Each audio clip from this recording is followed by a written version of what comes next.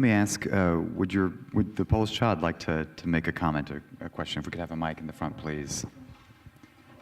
Sorry. Thank you, Admiral.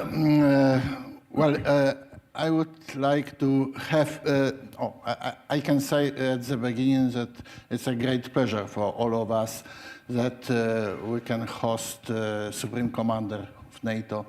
The position, your position is the most important in the case of the defense in Europe and not only in Europe.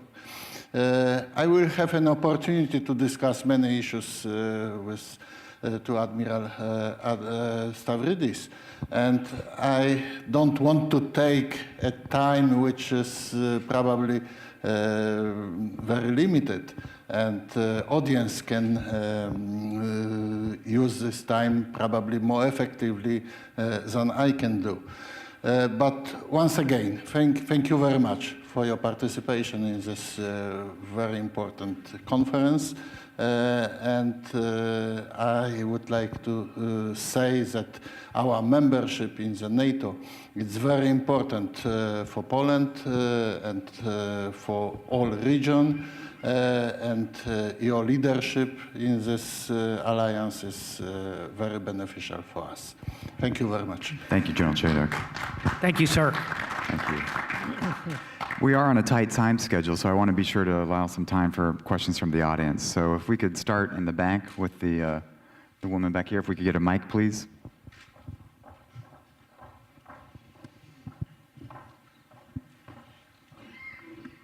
Hello, Dr. Katarzyna Pisarska. I'm the director of the European Academy of Diplomacy. Admiral, thank you for a very holistic and deep speech. I think we all very much appreciated your overall perspective on what is happening to NATO.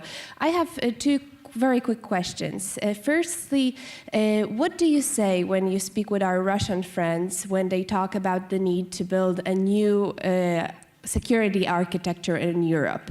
What is your opinion on this? Is NATO enough or not enough?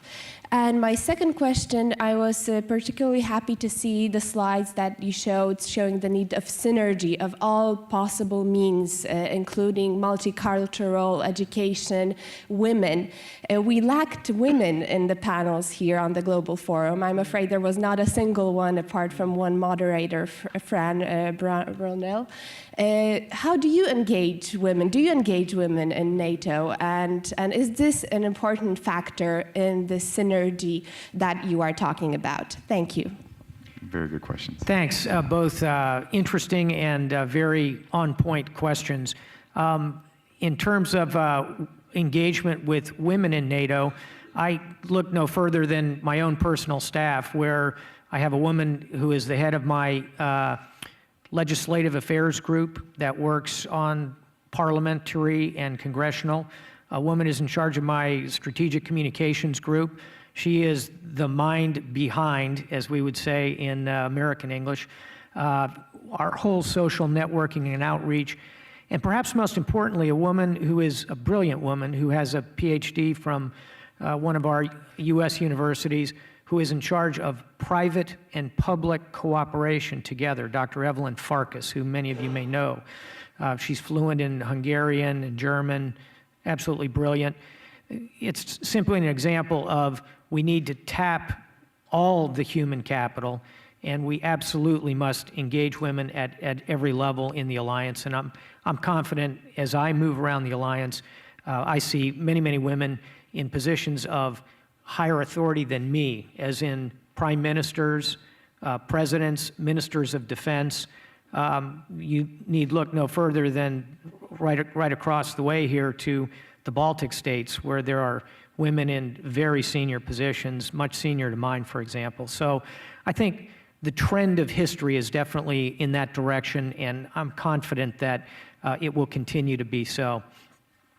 In terms of the Russian proposals for defense architecture, my view is listen respectfully.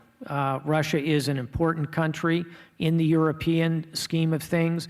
We ought to fully understand those proposals and then decide on appropriate fora in which to converse about them.